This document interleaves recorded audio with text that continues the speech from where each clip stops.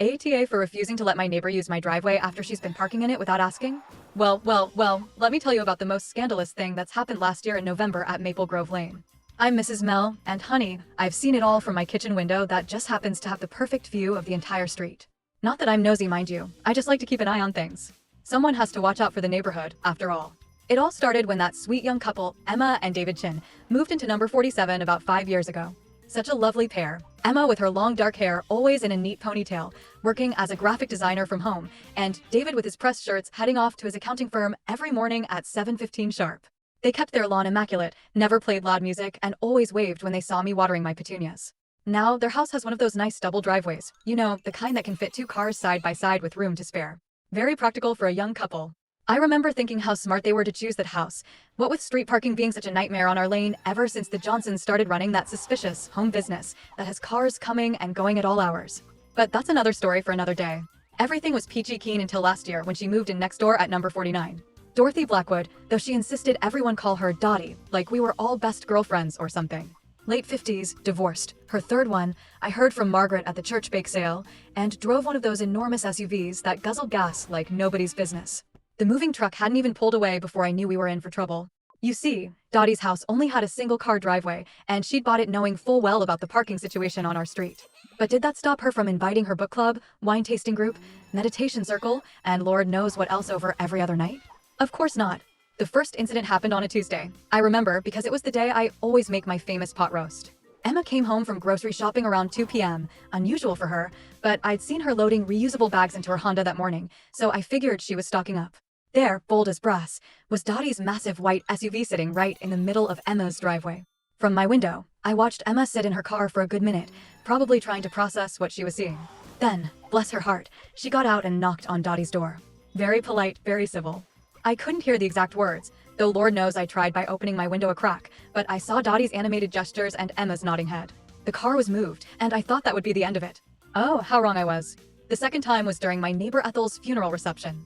Half the street was gone, paying their respects to poor Ethel, died in her sleep at 92, lucky woman. When Emma and David returned that evening, there was Dottie's SUV again, plus a little red sports car that belonged to her flavor of the week boyfriend, some slicked-back real estate agent named Brad or Chad or something equally ridiculous. This time, David went to the door. Now, David's a calm man. I've never heard him raise his voice, not even when the Miller kids egged his car last Halloween. But I could see his jaw working as he spoke to Dottie, who stood in her doorway wearing some gaudy kimono thing, gesturing with a wine glass in her hand. She moved the cars eventually, but not before making a big show of sighing and rolling her eyes. That's when I started keeping a log. Not to be nosy, you understand, but someone should document these things. Between August and November, I counted 17 separate incidents of Dottie or her guests parking in the Chen's driveway. 17. And those were just the ones I witnessed personally. Emma tried everything. She put up a polite sign that said, "Private driveway, please do not block." Dottie's book club friend Marlene, the one with the obvious facelift, actually had the audacity to move the sign to park there. Emma tried talking to Dottie multiple times, each conversation ending with Dottie making promises she never kept and excuses that would make your head spin. "Oh, I thought you were gone for the weekend. It was just for 5 minutes while I unloaded groceries. My friend has a bad hip and can't walk far. I didn't think you'd mind since you work from home anyway." The excuses were endless, and each one more ridiculous than the last. Meanwhile, I noticed Emma was starting to look stressed. The poor dear developed a twitch in her left eye, and I saw her pacing in her backyard during what used to be her peaceful morning coffee time. Then came the day that changed everything, December 3rd, a Wednesday. I'll never forget it because it was the day my prize-winning angel trumpet finally bloomed, and I was outside taking pictures when the drama unfolded. Emma's mother-in-law, Victoria Chin, was visiting. Now, I'd seen Victoria before. A sharp-dressed woman in her early 60s who drove a pristine Mercedes and had the kind of perfect posture that suggested she'd either been a dancer or had a very strict mother. Maybe both. She wasn't what you'd call warm and fuzzy. The kind of woman who'd notice if your baseboards were dusty and remember it forever. Emma had specifically told her mother-in-law to park in the driveway.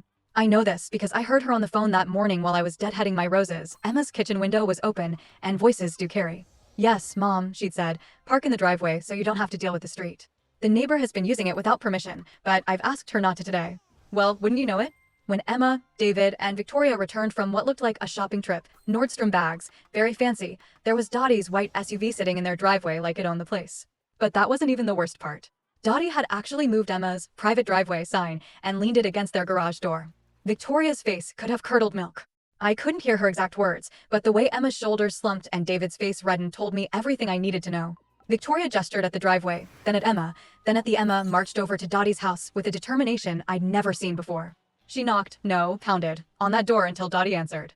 This time, I could hear Emma's voice carry across the yard. This is the last time, Dottie. Do not park in my driveway again. Ever. For any reason.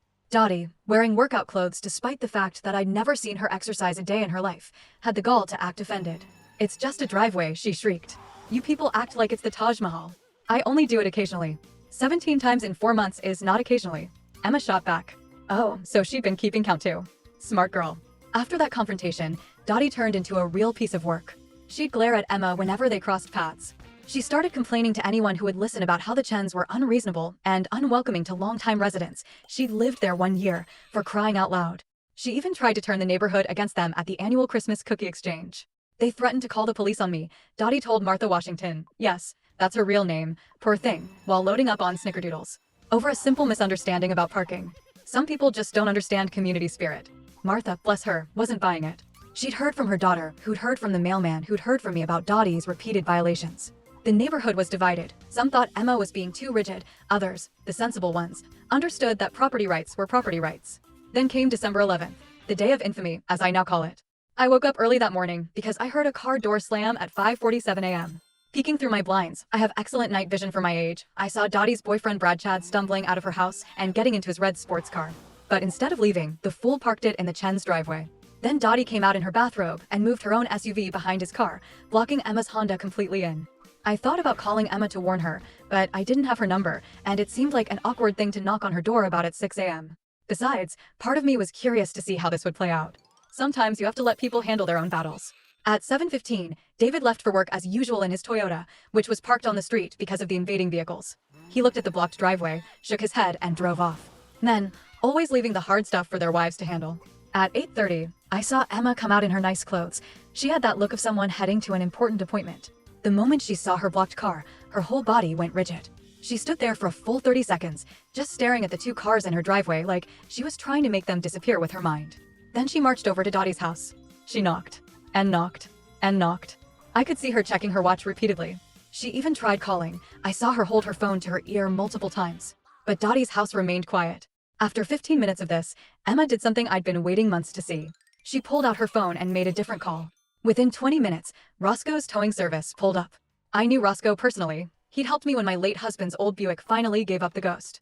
Good man, doesn't mess around. As Roscoe was hooking up the first car, the boyfriend's red sports car, all hell broke loose.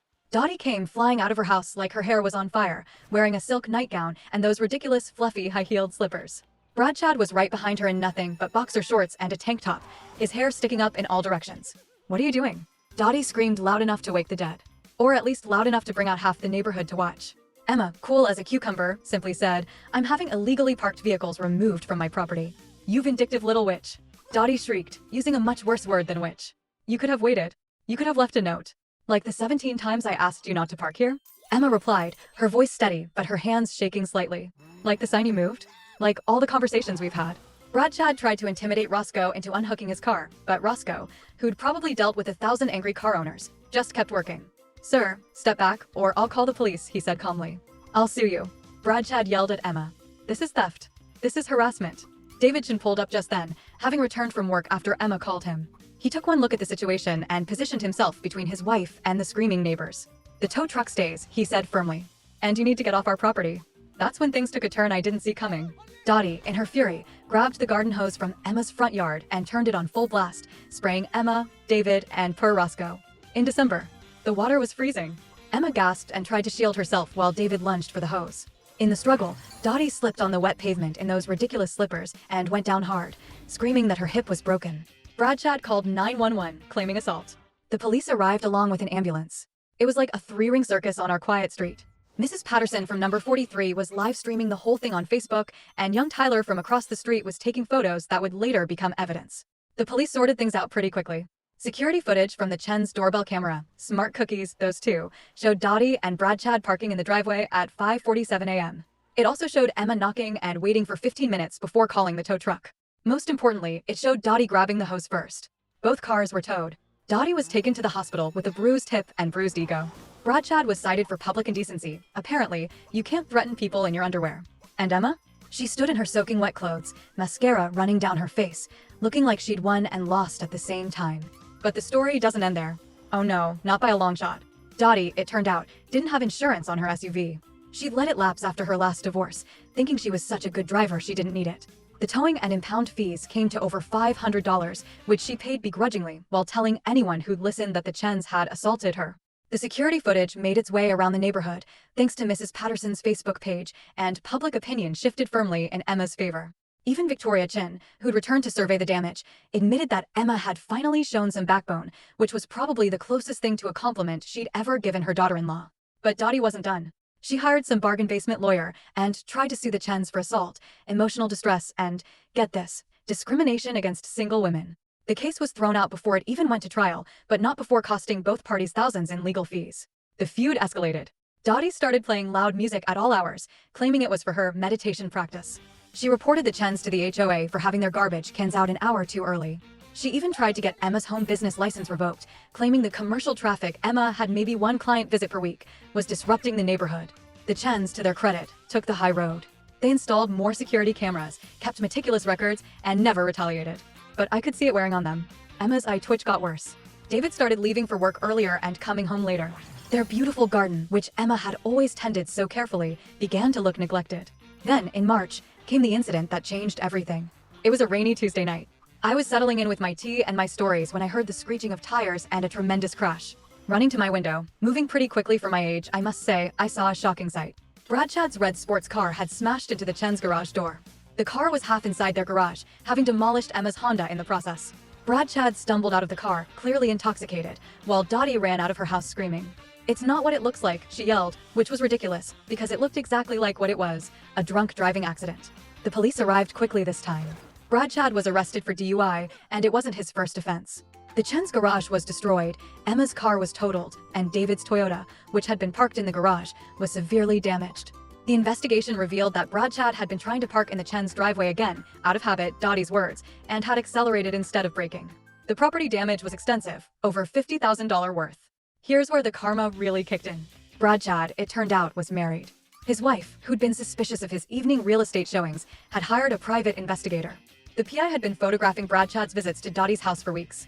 The DUI arrest and property damage lawsuit were the final straw. Mrs. Brad Chad, her actual name was Stephanie, filed for divorce and sued Dottie for alienation of affection. But wait, it gets better. Or worse, depending on how you look at it. During the lawsuit discovery process, it came out that Dottie had been running an unlicensed bed and breakfast out of her home, which explained all the random cars and visitors. She'd been advertising on some website called Cozy Neighborhood Stays and hadn't been paying taxes on the income. The IRS got involved. The city got involved. The HOA got involved. Dottie tried to blame the Chens for harassing her and ruining her business, but the security footage told a different story.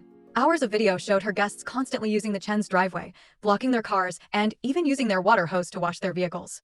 By July, Dottie's house had a for sale by bank sign in the front yard. She declared bankruptcy, trying to fight all the lawsuits and fines. The last time I saw her, she was loading what was left of her belongings into a small U-Haul, her SUV having been repossessed weeks earlier. She looked haggard, defeated, and 10 years older than when she'd moved in. She stopped in front of the Chen's house, and for a moment, I thought she might apologize. Instead, she spat on their driveway and drove away. Classy to the end, that one. The Chens, meanwhile, had used the insurance money to not only repair their garage, but to upgrade it with a security gate. No more unauthorized parking for them. They also installed a beautiful Japanese garden where the stress of the past year had killed their lawn. Emma's eye twitch went away, and I started seeing them sitting outside in the evenings again, sharing a bottle of wine and actually looking happy. Victoria Chin even commented that the new garage door added value to the property, which I think was her way of saying she was proud of how they'd handled everything. The house next door sold quickly to a lovely retired couple, the Andersons, who had 2 small cars that fit perfectly in the single driveway. They brought the Chen's cookies on their first day, and have been perfect neighbors ever since. As for me, well, I learned a valuable lesson about the importance of good fences making good neighbors. And driveways. Private driveways that people respect. I also upgraded my own security system, purely for safety reasons, you understand, not because I'm nosy. Though I must admit, the high-definition cameras do provide excellent documentation of neighborhood events. Last week, I ran into Emma at the grocery store. She was buying ingredients for what looked like a dinner party, humming to herself in the produce section. She looked peaceful, relaxed, like someone who could finally come home without worrying about what she'd find in her driveway. "How are things, dear?" I asked her. She smiled, a real smile that reached her eyes. "Perfect, Mrs. Mel. Absolutely perfect." And you know what? I believed her. Sometimes karma takes its sweet time, but when it arrives, it parks itself right where it belongs, not in someone else's driveway. But wait, I haven't told you about the funeral yet. Or the mysterious midnight visitor. Or how Dottie's own mother got involved. Oh honey, pour yourself another cup of tea because this story isn't over.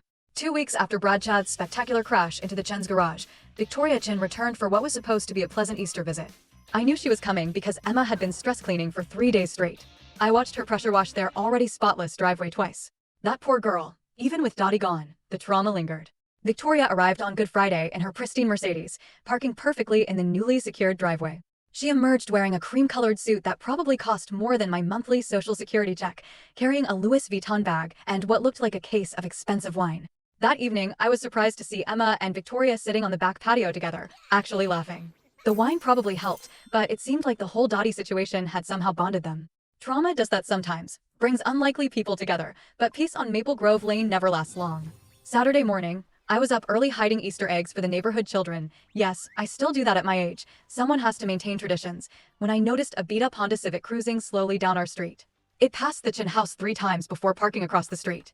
A woman sat in the driver's seat, staring at the house. Now, my eyesight isn't what it used to be, but I know suspicious behavior when I see it. I pretended to adjust my garden gnomes while keeping an eye on the stranger. She was probably in her 30s, with stringy blonde hair and the hollow look of someone who'd seen better days. After about an hour, she got out of the car and approached the Chen's door. From my strategic position behind my rose bush, I could see Emma answer, Victoria hovering behind her. The woman said something that made Emma step back, shaking her head. Victoria moved forward, and I could hear her sharp voice carry across the yard, absolutely not. Leave now, or we'll call the police. The woman retreated to her car but didn't leave. She sat there for another 2 hours, occasionally taking photos with her phone. Finally, David came out and had what looked like a firm conversation with her through her car window. She drove away, but something told me we hadn't seen the last of her. I found out who she was the next day at Easter service. Martha Washington, bless her gossipy heart, had all the details. The woman was Dottie's daughter, Melissa, from her first marriage, estranged for over a decade. Word was she'd heard about her mother's financial troubles and had come looking for, well, that part wasn't clear. Can you imagine? Martha whispered during the passing of the peace. Showing up after all those years, probably wanting money or who knows what else. That Emma Chin handled it with such grace. That Victoria, though, she's fierce. Told the girl that any harassment would be met with legal action. But Melissa didn't give up easily. Over the next week, she appeared at random times, always watching, always taking photos. She followed Emma to the grocery store. She sat outside David's office building. She even showed up at my book club meeting, pretending to be interested in joining just to pump us for information about the Chens. They destroyed my mother, she told us, her eyes wild. She's living in squalor because of them. Someone needs to pay. Gladys Abernathy, who'd lived through the London Blitz and didn't suffer fools, set her straight. Your mother destroyed herself, dear. The Chens were just defending their property. Now, are you here to discuss this month's selection of Pride and Prejudice, or are you here to cause trouble? Melissa left in a huff, but not before knocking over our tea service and calling us all enablers. The nerve of that girl. My Royal Albert tea set survived the war, and it barely survived Melissa's tantrum 3 nights later, a Wednesday, because drama always happens on the most inconvenient nights. I was awakened by the sound of breaking glass. At 2:47 a.m. precisely, I always check my clock during emergencies. I peered out my window to see a figure in dark clothing running from the Chen's house. Their new security lights blazed to life, illuminating the scene. Someone had thrown a brick through their living room window. Attached was a note that I could see fluttering in the night breeze. David came running out in his pajamas, baseball bat in hand, while Emma called the police. The security cameras, thank goodness, caught everything. It was Melissa, of course, wearing what she probably thought was a clever disguise, but was really just a black hoodie and sunglasses, at night. Not the brightest bulb, that one.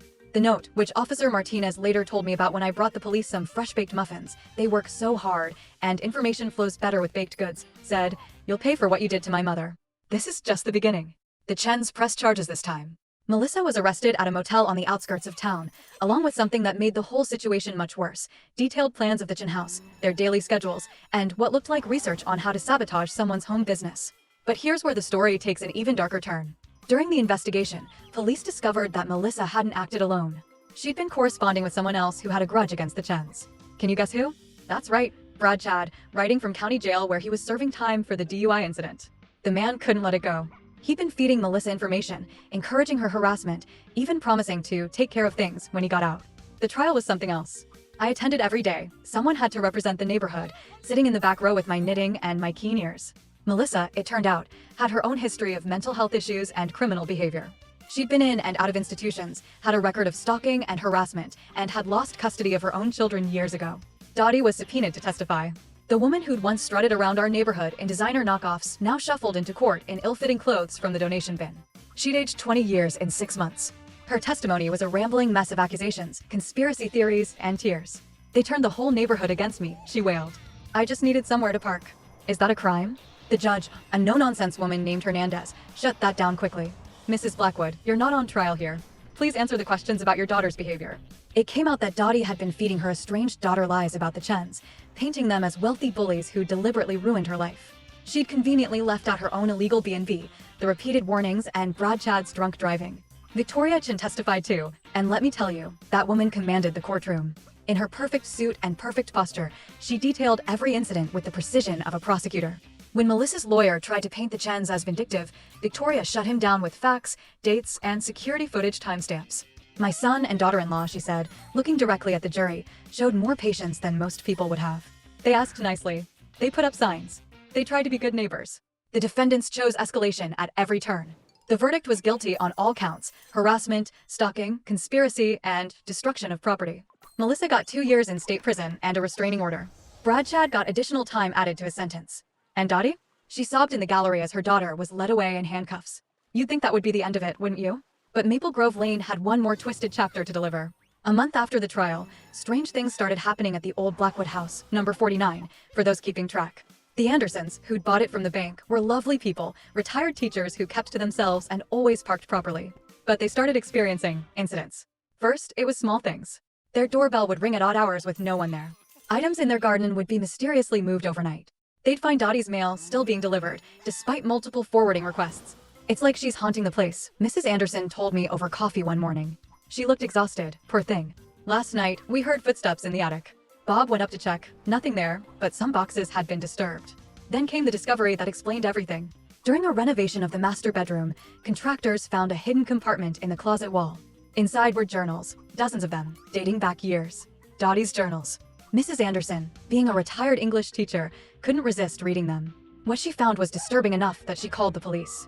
The journals detailed not just Dottie's disputes with the Chens, but revealed a pattern of behavior going back decades. Previous neighborhoods, previous victims, previous escalations. There were entries about a neighbor in Ohio whose dog she'd poisoned because it barked too much. A family in Michigan whose mail she'd stolen for months after a dispute about fence height. An elderly man in Florida whose medication she'd tampered with because he'd complained about her loud music. "She's done this before," Mrs. Anderson told me, visibly shaken. The Chens weren't her first victims. They were just the first ones to fight back effectively. But the journals revealed something else. Dottie had a storage unit somewhere in town, paid up for a year in advance. She'd written about keeping insurance there, things that would make them all pay if she ever needed to. The police got a warrant and found the storage unit. Inside was what I can only describe as a shrine to revenge. Photos of the Chens taken from bushes and trees. Detailed notes about their routines. Credit reports she'd somehow obtained illegally. And worse, similar files on dozens of other people from Dottie's past. There was also evidence of identity theft, fraud, and what looked like plans for arson. The woman had been far more dangerous than any of us had realized. The parking disputes? They were just the tip of a very dark iceberg. 6 months later, on a gray November morning, I dressed in my black wool coat and best pearls. There was a funeral to attend, though not one many people would mourn for. Dottie Blackwood had died in her studio apartment, discovered by her landlord after neighbors complained about a smell. Heart attack, the coroner said. She'd been dead for a week before anyone noticed. The only reason I knew about the funeral was because Father Murphy at St. Catherine's had called me. "Someone should go," he'd said sadly. "No one deserves to be buried alone." So I went. The funeral home was nearly empty. Just me, Father Murphy, Melissa, out on probation and looking healthier, and surprisingly, Emma Chen. I raised an eyebrow at Emma as we sat in the uncomfortable chairs. She gave me a small, sad smile. "I couldn't let her be buried with no one here," she whispered. Despite everything, that felt wrong. Melissa didn't speak to us, but I saw her shoulders shaking with silent sobs. Whatever else Dottie had been, she was still this broken woman's mother. The service was brief. Father Murphy spoke about forgiveness and redemption, about how we all carry burdens and make choices. He didn't mention the parking disputes or the escalation, or the storage unit full of revenge plans. He talked about a woman who'd lost her way, repeatedly, and never found her way back. As they lowered the cheap casket into the ground at the city cemetery, Emma stepped forward and dropped a single white rose onto the lid. Then she turned to Melissa. "I'm sorry for your loss," she said simply. "I hope you find peace." Melissa stared at her for a long moment, then nodded once before walking away. She got into a newer car, not the beat-up Civic from before, and drove off. I heard later that she'd moved out of state, started fresh somewhere far from Maple Grove Lane. Emma and I walked back to our cars together in silence. Finally, I had to ask, "Why did you come, dear?" After everything she put you through. Emma considered this as we reached her Honda new, thanks to the insurance settlement. My therapist says I needed closure. And maybe I needed to remind myself that holding onto anger only hurts me. Dottie held onto her anger at the world, and look where it led her. She was right, of course. That young woman had wisdom beyond her years, forged in the fire of one of the strangest neighborhood disputes I'd ever witnessed. It's been 2 years now since Dottie first parked in the Chen's driveway. Maple Grove Lane has settled back into its quiet rhythm, though we're all a bit more careful about boundaries now. The Chen's house is thriving. Emma's graphic design business has exploded. Turns out, surviving a harassment campaign and testifying in court with grace earned her a reputation for being unflappable. Companies want to work with someone that's steady. She hired 2 assistants last month and converted their garage into a proper office. David got promoted to partner at his firm. The man who used to leave at 7:15 sharp now sometimes works from home, and I often see him and Emma having lunch together on their patio, laughing at private jokes. Victoria Jen visits monthly now, and the strangest thing, she and Emma have become genuinely close. Last month, I saw them planting roses together, Victoria in designer gardening gloves and Emma in her old college sweatshirt, both covered in dirt and looking happy. You know, Victoria told me when I complimented their roses, I used to think Emma was too soft. But that girl has steel in her spine. She just wields it wisely. The Andersons have completely renovated number 49, erasing all traces of its troubled past. They host game nights for the neighborhood now, and their driveway is always perfectly clear. They even installed a little library box at the curb, always stocked with good books. As for me, well, I'm still here at number 45, still tending my garden, still watching over Maple Grove Lane. My angel trumpet blooms every year, my roses win prizes at the county fair, and my kitchen window still offers the best view of the neighborhood. I've upgraded my security system twice more, not because I'm paranoid, but because technology keeps improving, and one must keep up with the times. The high-definition footage is really quite remarkable these days. Sometimes, late at night, I think about Dottie Blackwood. How a simple lack of parking space spiraled into destruction, revenge, and ultimately, death. How entitlement and anger can poison a person until there's nothing left but bitterness. How small discourtesies can escalate into life-destroying feuds. But mostly, I think about the Chens. How they stood their ground without losing their humanity. How they found strength in each other and their community. How they chose forgiveness over continued anger, even attending their tormentor's funeral. Last week, a new family moved into number 51, the Patel family, with 3 young children and a minivan. On their first day, I watched Emma walk over with a plate of cookies and a cheerful smile. I couldn't hear the conversation, but I saw her point to their driveway, then to hers, and then both women laughed. Later, Mrs. Patel told me what Emma had said, "Welcome to the neighborhood. If you ever need anything, just ask. And don't worry about the driveways. We're all very clear about boundaries here." It's a funny story, actually. And so life goes on at Maple Grove Lane. The driveways stay clear, the neighbors wave hello, and I keep watch from my window. Because someone has to document these things, preserve these stories, remember these lessons. After all, at my age, I've learned that the most ordinary places can host the most extraordinary dramas. All it takes is one person parking where they shouldn't, and suddenly you're living in a soap opera. But I wouldn't have it any other way. A quiet life is overrated. Give me a front row seat to human nature in all its complexity, the good, the bad, and the downright bizarre. Now, if you'll excuse me, I need to water my petunias and adjust my new camera. The Johnsons are having another one of their business meetings, and that new family at number 53 has been getting a suspicious number of deliveries. For neighborhood safety, of course. Always for neighborhood safety. Yesterday, Emma Chin knocked on my door with a special delivery, a hardbound book titled The Driveway Wars, a true story of suburban survival. "Mrs. Mel," she said with a grin, "I wrote about our experience. You're in it quite a bit. I wanted you to have the first signed copy." I flipped through the pages, seeing my observations woven throughout her narrative. She'd called me the neighborhood's guardian angel and the woman who sees all but judges wisely. I may have teared up a bit. Chapter 12 is all about the funeral, she added quietly. About choosing grace over grudges. About how you showed me that even difficult people deserve dignity in death.